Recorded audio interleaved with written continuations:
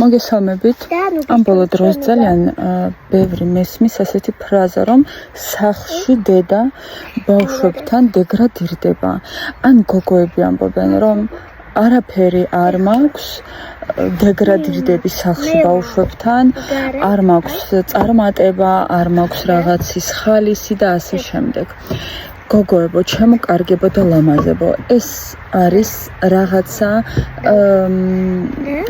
საზოგადოების აზრები, საზოგადოების რაღაც სიტყვები, რომლებიც ვიღაცამ თქვა და მერე გაიმეორეს.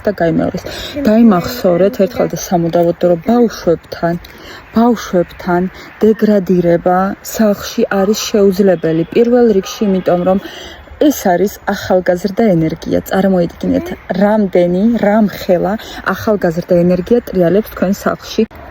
ბავშვებმა იციან ძალიან ბევრი და თუ ჩვენ მათ მივაქცევთ ყურადღებას იმ მხრივ, რომ დავინახავთ რას აკეთებენ, როგორ აზროვნებენ, რას ლაპარაკობენ, ჩვენ გადავეწყობით იმ ტალღებზე, რომ